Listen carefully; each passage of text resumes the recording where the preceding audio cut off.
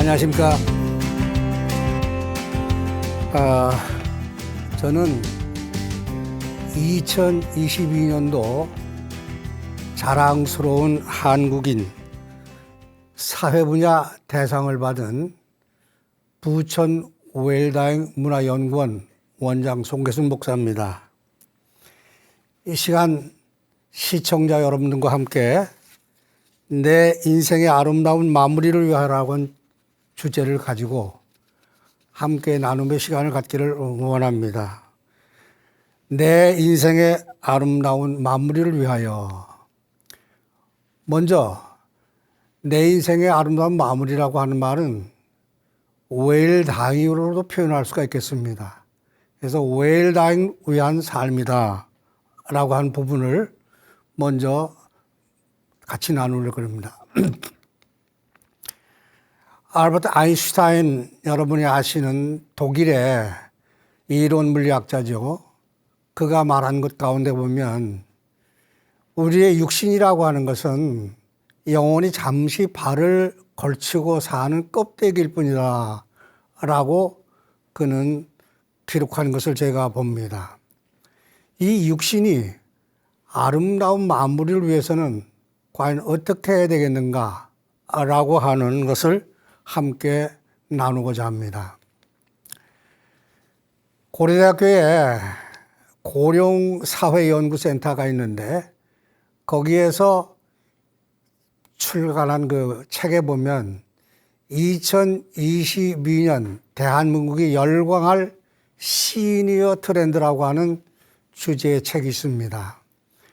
여기에 나온 내용을 보면 인류가 경험해보지 못한 세상이 시작되었다 라고 하면서 세계에서 가장 빠른 속도로 늙고 있는 나라가 바로 대한민국이다 이렇게 기록한 것을 볼 수가 있는데 주요한 나라 6개 나라를 도표로서 이렇게 표시한 걸 보면 100세 이상 인구가 전망을 봤을 때, 앞으로의 전망을 봤을 때 2030년이 되면 급속도로 바뀌게 되는, 인구가 늘어나는, 100세 이상 인구가 늘어나는 그러한 시대가 된다고 하는 얘기입니다. 불과 2015년과 2030년 그리고 2050년 이렇게 15년, 20년 주기로 봤을 때에 2030년이 되는 해에 급속도로 고령인구, 100세 이상 인구가 늘어날 전망이란 얘기죠. 그래서 우리나라가 특별히 더 가장 빠른 속도로 고령화가 되는 그러한 시대라고 하는 것을 보게 됩니다. 그래서 한국의 근대사회의 세대 구분과 특징을 한번 살펴본다고 하면 한국의 세대를 특별히 그 1940년부터 7개 세대로 구분을 지어서 나누어서 말할 때 요즘 신문 같은 데서 보도가 많이 되고 있습니다만은 알파 세대니 Z 세대니 M 세대니 X 세대니 이렇게 베이비 붐 시대니 이렇게 세대를 분류하고 있는 것을 보게 됩니다. 이것은 불과 14년 혹은 9년, 11년, 14년, 13년이라고 하는 이 연대를 기준으로 했을 때에 1940년부터 1954년을 산업화 시대라고 한다고 할 것 같으면은 1985년부터 1996년까지를 M세대, 2010년부터 오늘의 일까지를 알파 세대라고 이렇게 분류를 하고 있는 것을 봅니다. 어느 한 유명한 강사가 있었습니다. 이분이 많은 강사 활동을 통해서 또 사업을 해서 돈도 많이 벌었던 사람입니다.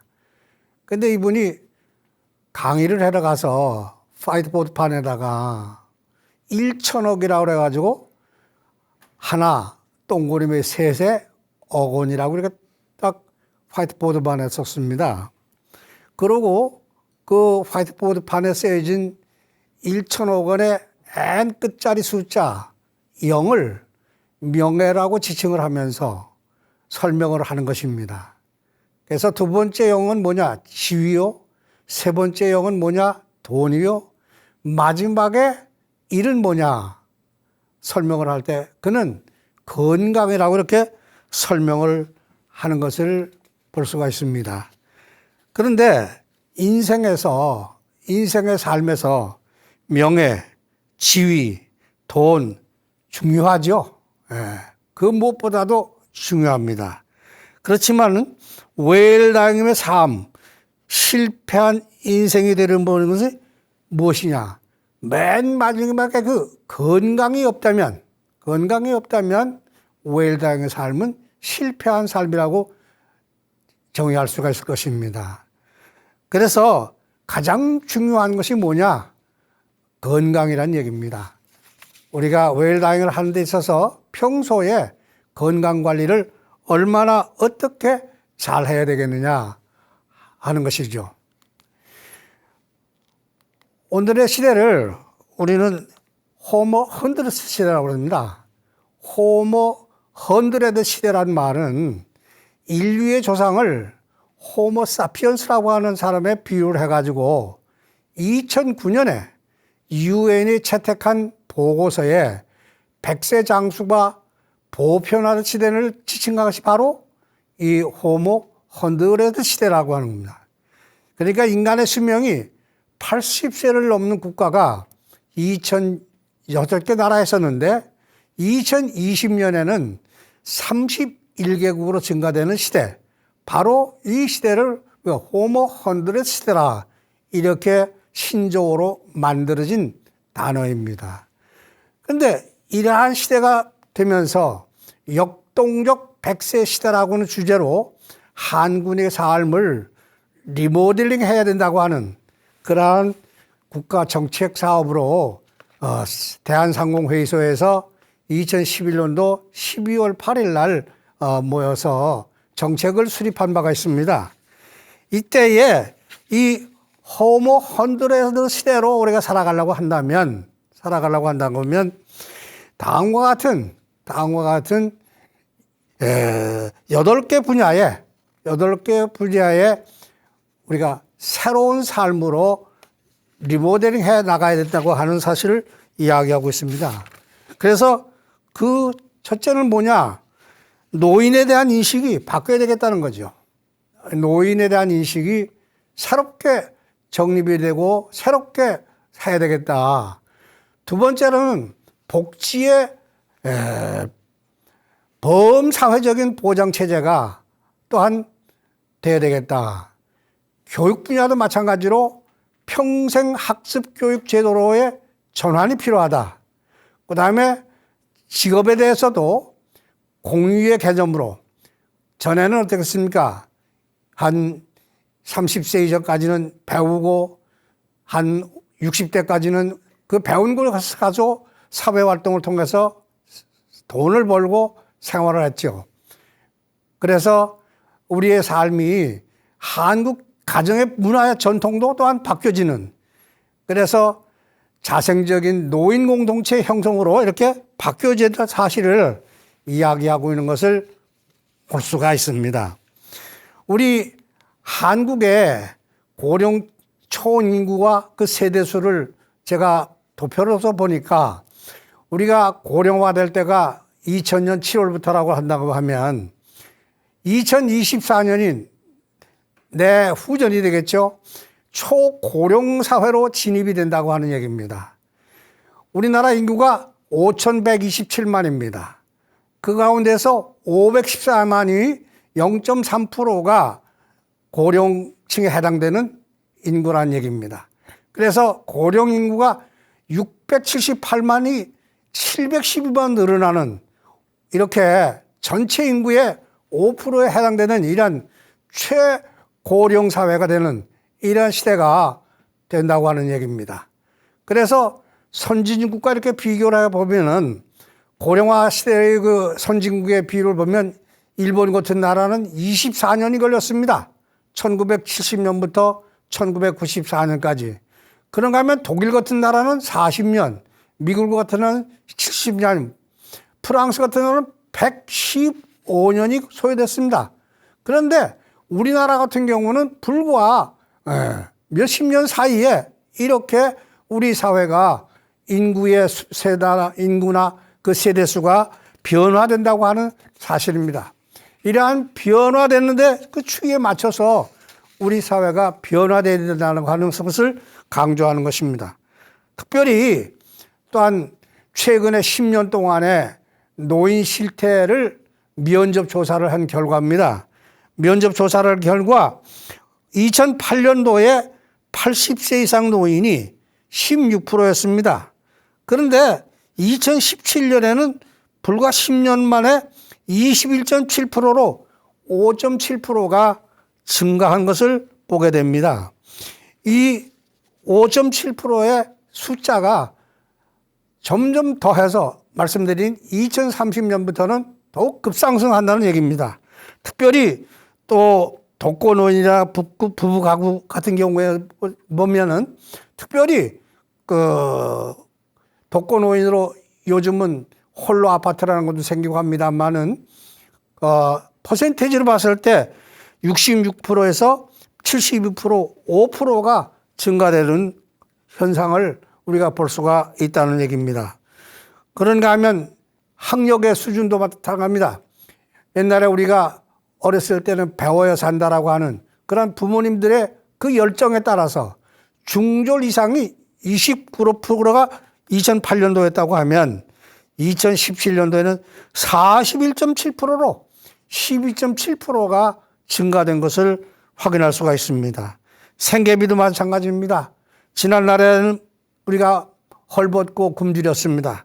그러나 2017년도에 보니까 73%로서 생계비 같은 것은 너무 재정적으로 가정적으로 어려움을 겪는 12.9%가 되는 그러한 수치상으로 봤을 때에 어려운 생계를 유지하고 있는 사람들을 우리 주변에서 많이 볼 수가 있다는 얘기입니다. 과연 이러한 시대의 변화에 따라서 무병장수의 꿈을 어떻게 우리가 생각하겠느냐. 인명은 그냥 제천이라면서 팔자소관에 맡길 것인가 하는 겁니다. 어느 한 가정에서 있었던 일입니다. 아버지의 운명을 앞둔 상태에서 중요한 결정을 어떻게 할까 우왕좌왕할 때입니다. 이때에 그 아버지의 운명을 지켜보는 그 자식의 도리로서 우왕좌왕할 때에 호스피스 연명으로 관계되는 그 상담 활동을 하시는 분의 권고에 따라서 개인 병실로 옮겨가지고 그 부모와 함께 자녀와 함께 서로 대화도 하면서 지날 수 있도록 병실을 옮기는 문제를 그 가족에게다 이야기를 했습니다. 그랬을 때 그것이 그 가족에게는 사실 요즘 우리 사회에서 보면 사실 이해되지 않지요. 어떻게 운명이 가까운 아버지를 지금 의사가 하는 말에 어떻게 보면 거역이 될 수 있던 그러한 부분임에도 불구하고 병실을 옮겨야 된다, 옮기자고 하는 이런 권고였습니다. 이때에 그 권고를 받아서 그 임종 말기가 돼가는 그야말로 임종 상태에 접하게 되는 이 아버지를 병실을 옮겨드렸습니다. 그 옮겨드리고 치유를 하다 보니까 마음도 그렇고 정신도 그렇고 그래서는 몰라도 그 병실에 있을 때보다 더 나은 상태로 유지가 된 겁니다. 그러다가 그 아버지가 결국은 돌아가셨습니다. 그래서 돌아가시고 난 다음에 가족의 모임이 있었습니다. 그래가지고 가족이 모여가지고 서로 지난 일을 생각해 볼 때에 너무나도 참으로 그 권고가 그 권면이 저희들에게 합당한 것이었다라고 하면서 권면해 주셨던 그 상담사를 칭찬하면서 저들이 생각하기를 우리가 이 아버님을 참으로 먼저 보내면서 우리가 다시 한번 생각할 수 있었던 것이 뭐냐? 죽음이라는 것이 무엇이고 어떻게 죽어야 되겠는가 하는 부분들을 생각해 볼 수 있었던 가장 귀한 시간이었다라고 하는 것을 제가 어느 책에서 봤습니다. 과연 죽음이란 무엇입니까? 쉐리 케이건이라고 하는 예일대학교의 17년 연속 최고의 명강의자로 그분이 우리나라에 와서 강의를 할 때도 마찬가지였습니다. 서울대학에 와서 강의를 하실 때도 보니까 책상 위에서 강의를 하시는 좀 특별하신 분이었어요. 신장도에서 하시고 시체 중독으로 하시고 그래서 그분이 그래도 죽음이란 무엇인가를 연구하고 또 연구하는 아주 유명한 그래도 우리나라에 아니라 전 세계적으로 유명인으로 꼽히는 이 쉐리 케이건이라는 사람이 뭐라고 죽음이라는 것을 말하고 있는 거 아니? 그가 쓴 책에서 보니까 어떻게 살아야 하는가 하는 것이 바로 죽음이라는 문제를 생각할 때에 필요하다는 것을 이야기를 합니다. 그러니까 죽음과 동전의 양면과도 같은 삶에 대해서 이야기를 한단 말입니다. 그러니까 죽음과 삶이라고 하는 것은 별개의 것이 아니라는 거죠. 그래서 죽음이라는 것은 과연 어떠한 것이냐. 여기 토마스 린치라고 하는 사람이 죽음을 묻는 자, 삶을 묻다라고 하는 책에서 이렇게 기록한 것을 확인할 수가 있습니다. 오늘과 내일을 이어주는 것이 잠, 그러니까 수면이라고 한다면 지금 생과 다음 생을 이어주는 것이 바로 뭐냐? 죽음이라고 그는 이야기하고 있습니다. 그러니까 죽음이라는 것을 또 다른 삶을 위한 편안한 잠으로 받아들인다고 한다면 우리가 두려워하거나 슬퍼할 이유가 없어질 것입니다. 죽음은 모든 것을 다 내려놓는 순간입니다. 죽음도 행복한 삶을 위한 창조자의 또 다른 사랑이니 이를 감사로 받아들인다고 한다면 담담하고 편안한 마음으로 죽음을 받아들일 수 있으리라 생각이 듭니다. 죽음은 마침표가 아닙니다. 쉼표이며 새로운 시작입니다. 죽음이란 죽음의 신인 타나토스라고 하는 그리스 신화에 나오는 그러한 힘노스와 쌍둥이 형제로 대상과 시간과 장소 예측은 불가능하지만 그러나 무경험의 평등을 말하면서 준비한 사람과 준비하지 않은 사람은 다르다라고 하는 것을 그는 이야기하고 있음을 봅니다. 그러면 죽음학이란 또 뭐냐? 죽음학이라고 하는 것은 죽음에 관한 이론과 실천을 위한 학문입니다. 그래서 영국이나 미국에서는 타나토스라고 하는 것에다가 로고스를 플러스한 학문으로 합쳐진 단어로 명시하고 있음을 보게 됩니다. 삶의 의미는 반드시 삶의 의미는 만드는 것이 아니라 발견하는 것이다 라고 내 삶의 의미는 무엇인가라고 한 책에서 이시영 박사는 쓰고 있는 것을 보게 됩니다. 1956년 허먼 파이펠 교수는 죽음의 의미, The Meaning of Death라고 하는 1959년에 쓴 그 책에서 죽음은 닫힌 문인가 또 다른 세계로 나가는 문인가 이를 계기로 해가지고 1960년대 이후에 고등교육기관에서 죽음과 교육이라는 주제로 참으로 정규 과정까지 개설이 되는 그런 때가 됐습니다. 1970년 스위스 소아과 의사였던 On Death and Dying을 통해서 그가 쓴 책을 통해서 그가 엘리자베스 큐블러-로스로서 참으로 온 세상 사람들에게 세계 사람들에게 죽음에 대해서 아주 깊은 감동을 주는 그런 책을 쓰신 분입니다만은 이를 통해서 더욱 이 죽음 후의 문제를 이야기하게 되면서 과정을 만들고 또 단체가 만들어지고 해서 하는 활동이 바로 저도 각당이라고 하는 삶과 죽음을 통해서 배우고 느끼고 깨닫고 해서 활동을 하는 한 사람인 것입니다. 그래서 이 죽음에 대한 유형을 몇 가지로 분류를 해서 보면 6가지로 분류한 것을 제가 확인하게 되는데, 그래서 생물학적 죽음, 의학적 죽음, 사회적 죽음, 신학적 죽음, 법적 죽음, 현상학적 죽음, 이렇게 6가지로 이야기를 하는데, 생물학적 죽음은 뭐냐?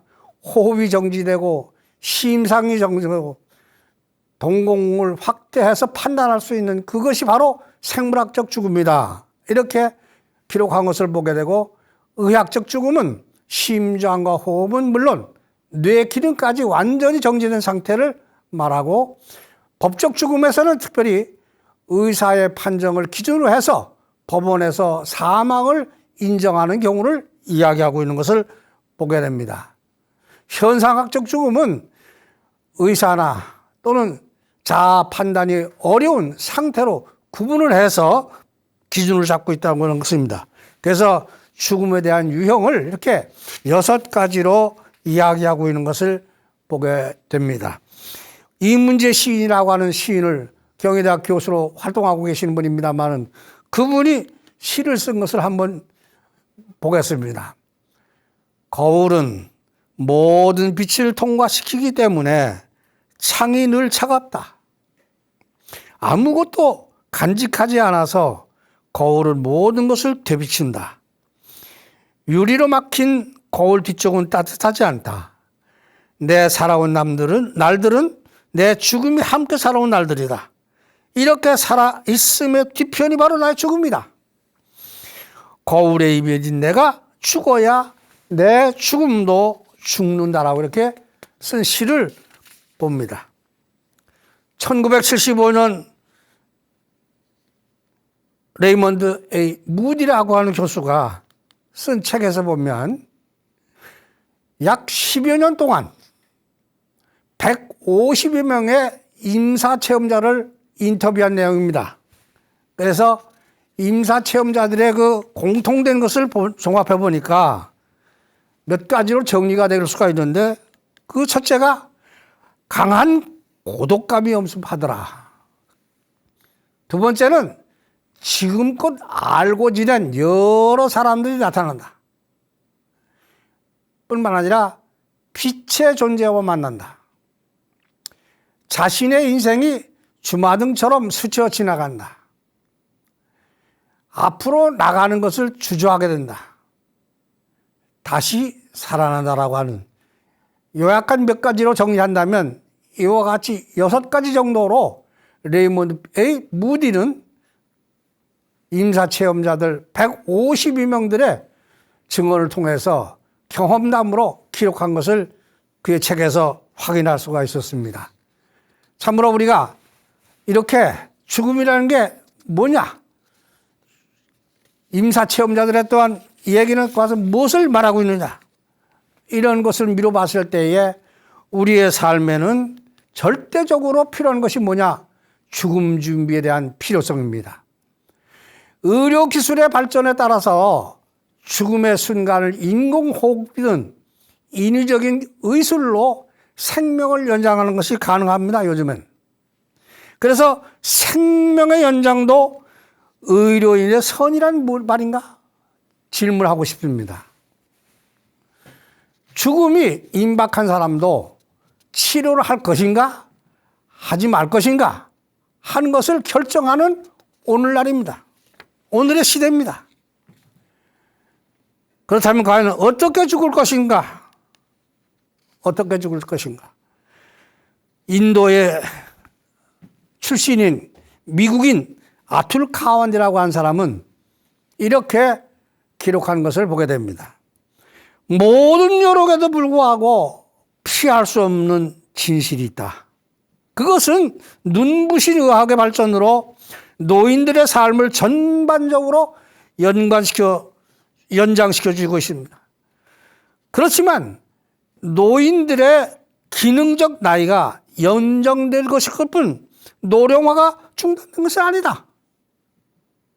노령화는 계속된다는 얘기죠. 그러니까 나이를 먹는다고 하는 것은 무슨 얘기냐? 어떻게 바꿔 말한다고 하면 병을 불러온다고도 할 수가 있겠고, 또 병에 의해서 노령화가 더욱 빨라질 수도 있다는 얘기입니다. 그런데 손상된 육체와 혼미해진 정신 속에서 가족과 작별의 인사 한마디 못한 채 차가운 병실에서 죽어가는 현실을 보면서 이 가완디 교수는 어떻게 죽을 것인가를 이야기할 때에 모든 것을 희생한 대가로 얻을 수 있는 것은 결과적으로는 뭐냐? 몇 개월, 길어도 그저 1, 2년 정도의 생명 연장에 불과하다는 것입니다. 생명을 연장시키는 것에 불과합니다. 그렇기 때문에 중요한 것은 뭐냐? 그렇게 해서 얻은 시간은 과연 남은 삶이라고 하는 것을 어떻게 살아야 될 것인가 하는, 남은 삶을 위해서 할 수 있는 것이 아무것도 없는 그 연장, 그것은 결코 환자나 보호자 누구에게도 도움이 되지 않는다 이 말. 그렇기 때문에 남은 삶을 위해서 할 수 있는 것이 아무것도 없는 이 상태에서 어떻게 죽을 것인가, 남은 삶을 어떻게 살 것인가 라고 하는 것입니다. 우리가 죽음 자체는 결코 우리가 바라는 것이 아닙니다. 그러나 그는 말합니다. 그는 쓰고 있습니다. 인간답게 죽어갈 방법은 있다라고 하는 얘기입니다. 아틀 가완디가 죽음이라는 주제를 다루면서 죽음을 미루는 데만 우리가 매달 것이 아니라 남은 삶을 어떻게 살 것인가에 초점을 맞춰야 한다는 것입니다. 그의 주장입니다. 다시 말해서 웰다잉, 아름다운 임종이란 바로 여기서부터 시작이 되기 때문입니다. 그래서 생의 아름다운 마무리가 그 사람이 살아온 삶을 더 의미 있게 만듭니다. 특별히 요즘 임종의 상태를 보면, 그 실황을 보게 되면 중환자실에서 가족과 친지들의 사랑 가득한 보살핌 속이 아니라 또 평화롭게 삶을 마무리할 수 있는 것이 아니라 어떻습니까?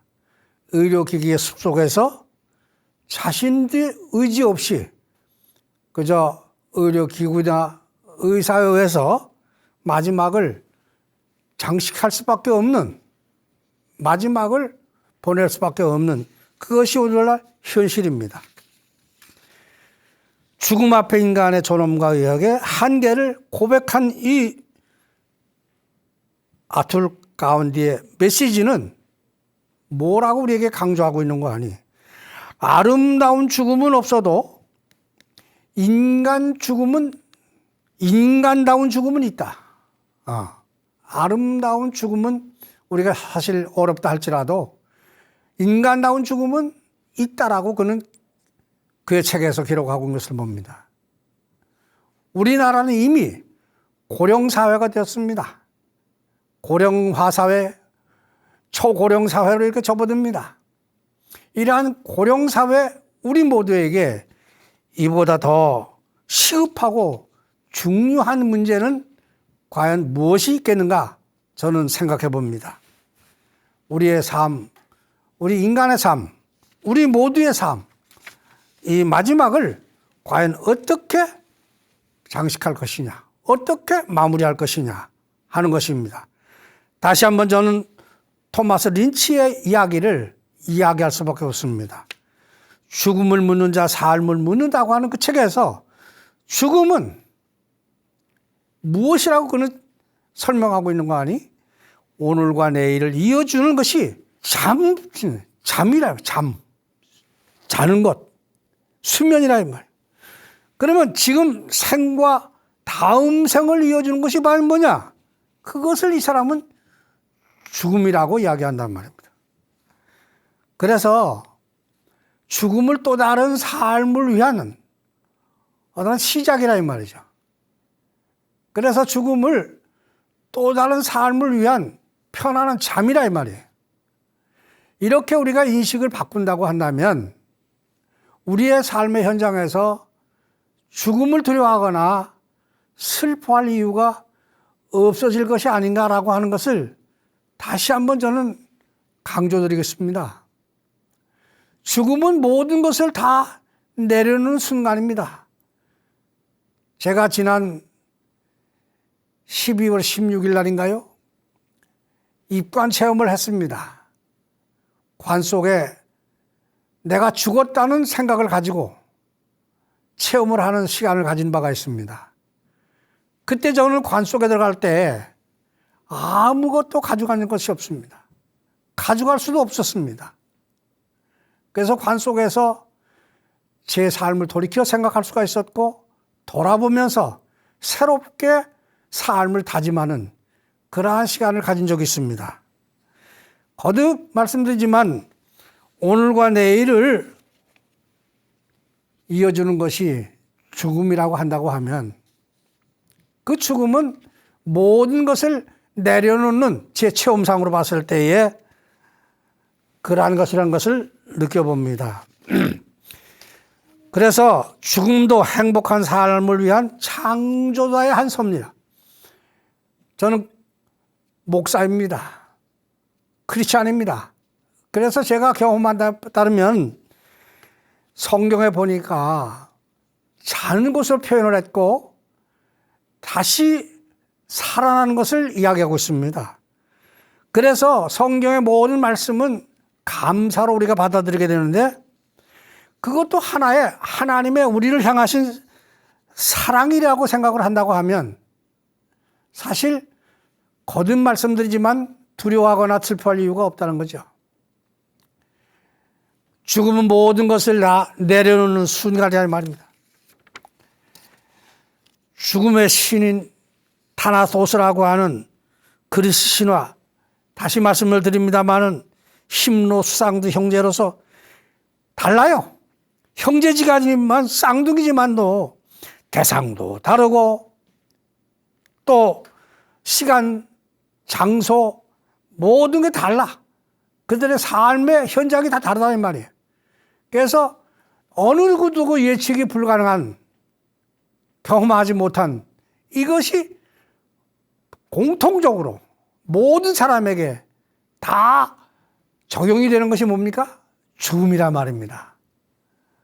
그러므로 이 죽음이라는 것을 이 책에서 이야기하는 걸 보면 준비한 사람과 준비하지 않은 사람은 다르다라고 하는 것을 분명하게 하고 있습니다.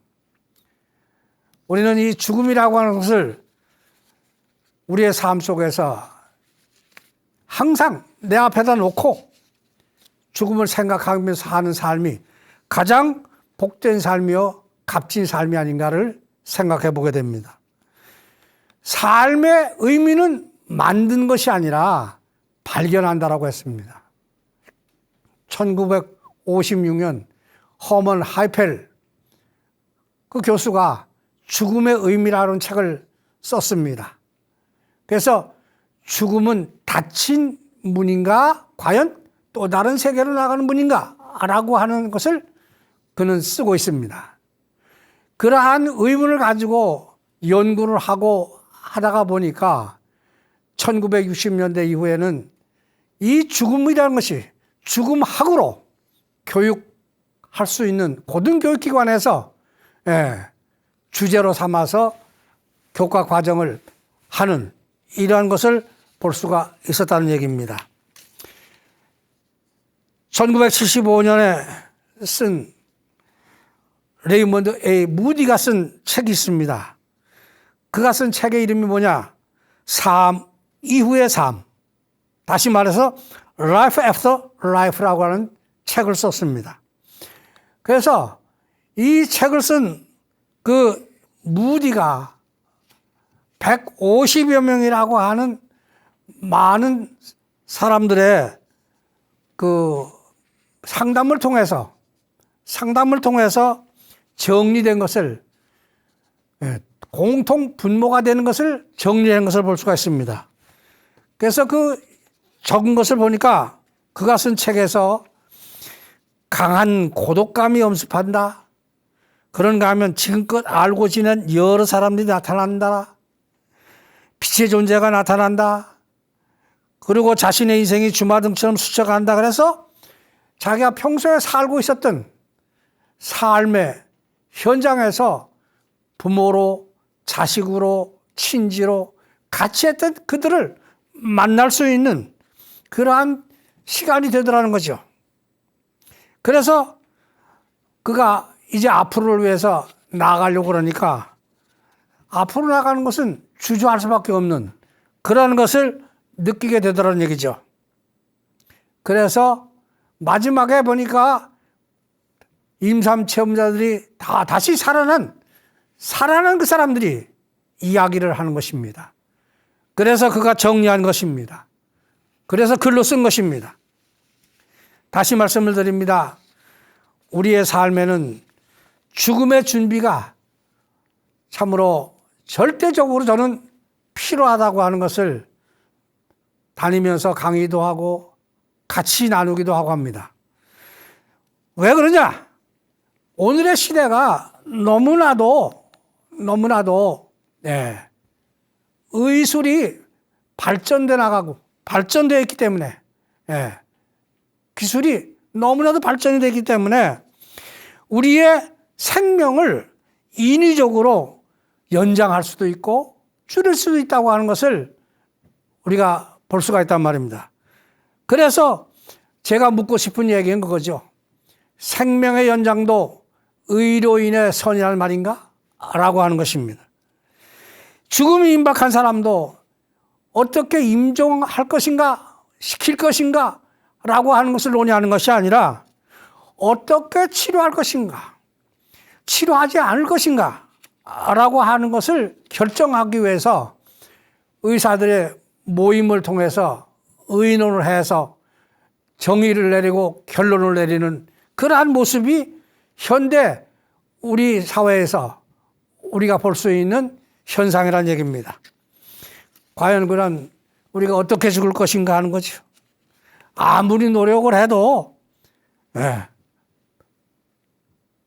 피할 수 없는 것이 있어요. 세상에는 할 수 있는 것이 있고 할 수 없는 것이 있어요. 할 수 없는 것이 뭐냐? 아무리 의학이 발전이 되고 아무리 시대가 변화된다 할지라도 우리의 삶을 연장시킬 수는 없다. 생명을 연장시킬 수는 없다.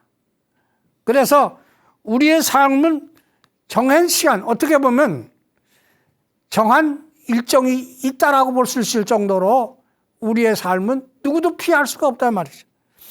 그래서 우리가 늙어가고 또 죽어가는 이러한 것들은 어떻게 보면 창조주의 섭리가 아닌가 하는 것을 생각해 보게 됩니다. 그래서 인도계 미국인 아들 카완디는 강조하고 있다고 하는 것을 다시 말씀을 드린다고 하면 아무리 노력해도 피할 수 없는 것이라고 한다면 우리가 어떻게 해야 되겠느냐?